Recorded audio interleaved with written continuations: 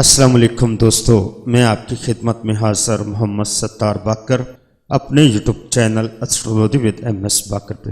دوستو، آج کا جو ویڈیو کا موضوع ہے وہ 10 اور 11 جنوری کے درمیانی شب کو لگنے والا چاند گرہن ہے۔ تو دوستو، اس ویڈیو کے 4 حصے ہوں گے۔ پہلے حصے میں ہم جانیں گے چاند گرہن تاریخ اور وقت اور کن کن ملکوں میں یہ چاند گرہن دیکھا جائے گا۔ دوسرے حصے میں ہم جانیں گے کہ چاند اور سورج گرہن کے اوقات میں حکمہ علم نجوم حاملہ خواتین کے لیے کیا حکم صادر فرماتے ہیں اور ان کے صدقات کیا تجویز فرماتے ہیں۔ تیسرے حصے میں ہم اس ویڈیو کے جانیں گے چاند گرہن کے ہمارے پیارے پاکستان پر کیا اثرات مرتب ہوں گے، ہمارے موجودہ حکمرانوں کی کارکردگی کیا ہوگی۔ تو دوستو، چوتھے اور آخری حصے میں چاند اور سورج گرہن کے متعلق حضور صلی اللہ علیہ وسلم کے کچھ حدیث اور ارشادات بھی اس ویڈیو کا حصہ ہوں گی۔ تو دوستو، ویڈیو کو آگے بڑھانے سے پہلے میں تمام دوستوں سے گزارش کروں گا کہ میرے چینل کو سبسکرائب کر لیں۔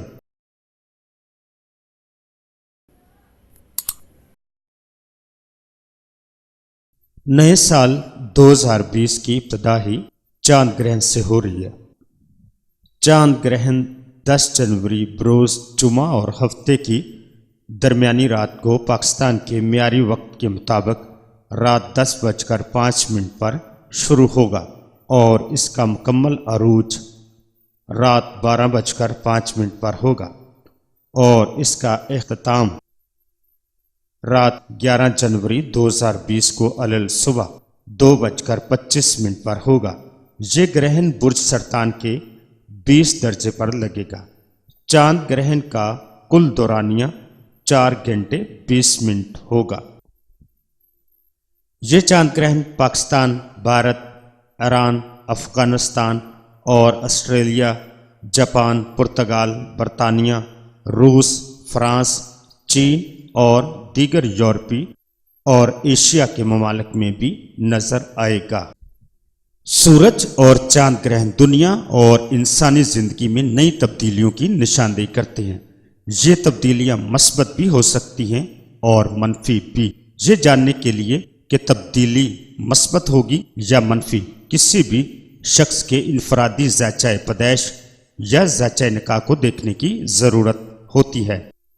حکمہ علم نجوم چاند اور سورج گرہن میں حکم صادر فرماتے ہیں کہ گرہن کے وقت حاملہ خواتین کو احتیاط کی ضرورت پیش آتی ہے۔ اس وقت انہیں کوئی کام نہیں کرنا چاہیے، بستر پر آرام سے لیٹ کر استغفار کا ورد کرنا چاہیے، ورنہ ایسے کئی کیس ریکارڈ پر موجود ہیں جن کے نتیجے میں گرہن کے اثرات سے ماں کے پیٹ میں موجود بچے کو کوئی مسئلہ پیش ہو سکتا ہے۔ گرہن کے اثرات 1 ماہ پہلے سے شروع ہو جاتے ہیں اور 1 ماہ بعد تک رہتے ہیں۔ گرہن کی نحوست سے بچنے کے لیے تقریباً 2 سے 3 ماہ تک پابندی سے صدقات کا اہتمام کرنا چاہیے اور صدقے کے طور پر چاول یا دیگر سفید رنگ کی اشیاء پیر کے روز دینا چاہیے، جبکہ اتوار کے روز گندم، دال مسور یا چنے کی دال خرید کرنی چاہیے۔ اس کے علاوہ سرخ اور زرد رنگ کی دیگر اشیاء بھی خرید کی جا سکتی ہے۔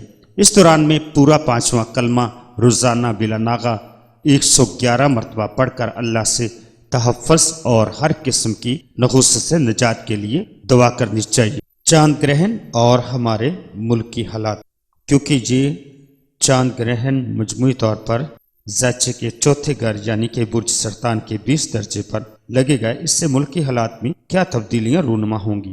اس گرہن سے ملک میں کثرت بارش اور بجلی کی گرج چمک کے واقعات رونما ہوں گے اور جس سے جانی و مالی نقصان بھی ہو سکتا ہے اور میوہ دار درخت اور فصل بھی خراب ہو سکتی ہے اور ملک میں بے یقینی جیسی صورتحال بھی اور ملک کا امن و امان خدا نہ کرے خراب ہونے جیسے خدشات موجود ہیں اور عوام حکمرانوں سے تنگ اور بیزار نظر آئیں گے۔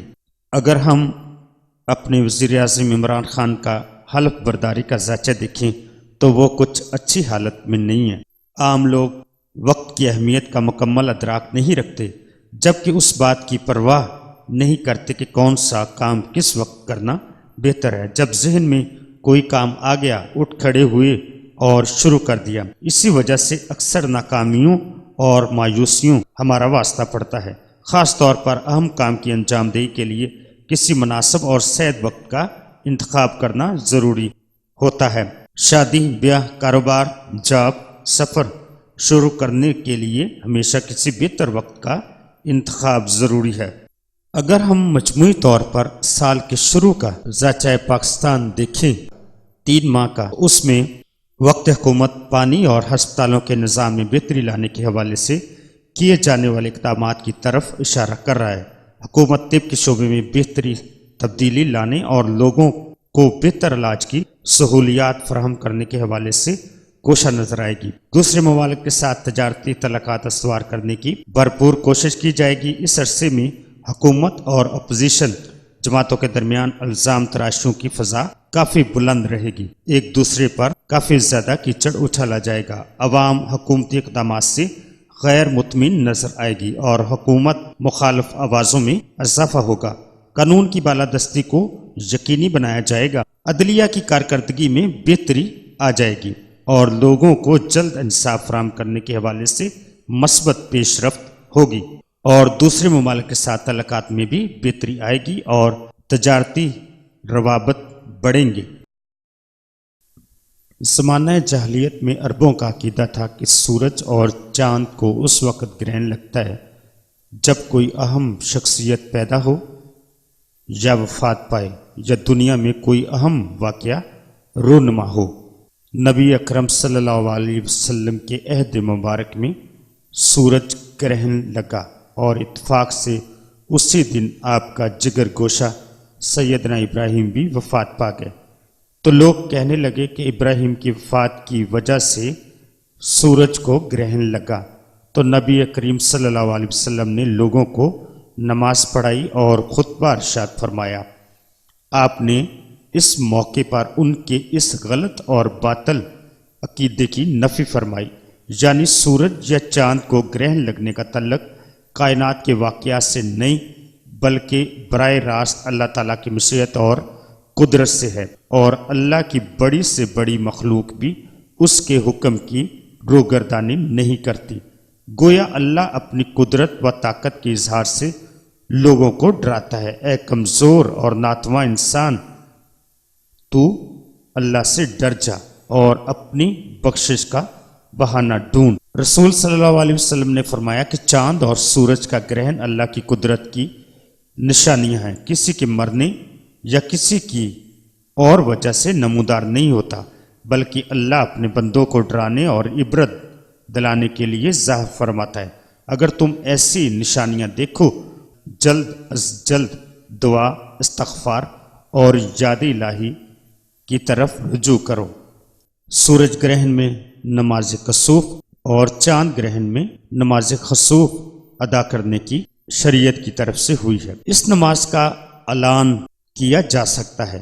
سورج یا چاند گرہن کے وقت نماز کا اعلان کرنا مسنون ہے، البتہ اس کے لیے اذان یا اقامت نہیں ہے۔ سیدنا عبداللہ بن عمرو سے روایت ہے کہ جب سورج گرہن ہوا تو آپ صلی اللہ علیہ وسلم نے ایک شخص کو اعلان کرنے کا حکم فرمایا، نماز جمع کرنے والی ہے، تمہیں بلا رہی ہے، جمع ہو جاؤ۔ نماز کا وقت، اس نماز کا وقت سورج یا چاند کے گرہن لگنے سے شروع ہوتا ہے اور گرہن ختم ہونے تک رہتا ہے۔ اگر گرہن لگنے کی خبر کچھ تاخیر سے ملے تو خبر ملنے کے بعد نماز شروع کی جا سکتی ہے۔ اگر گرہن ختم ہو جائے تو اس کا وقت ختم ہو جاتا ہے اور اس نماز کی قضا نہیں دی جاتی۔ اگر نماز کے دوران گرہن ختم ہو جائے تو نماز کو مختصر کر کے ختم کر سکتی ہیں، اور اگر گرہن طویل ہو تو نماز کو لمبی قرات، طویل سجدوں اور لمبے رکوع کے ساتھ طویل کیا جا سکتا ہے۔ نبی کریم صلی اللہ علیہ وسلم نے گرہن کی طوالت کی وجہ سے ایک رکعت میں 2 یا 3 یا 5 رکوع بھی کیے ہیں۔ سورج گرہن میں نماز کسوف اور چاند گرہن میں نماز خسوف پڑھنے کی حدیث مبارکہ ہمیں ملتی ہے، اور اس کے علاوہ حاملہ خواتین کے لیے کسی قسم کا کوئی حکم نہیں ملتا۔ تو دوستو اپنا بہت سارا خیال رکھیے گا اور اپنے پیاروں کا بھی خیال رکھیے گا۔ اور مجھے اپنی دعاؤں میں یاد رکھیے گا۔ اللہ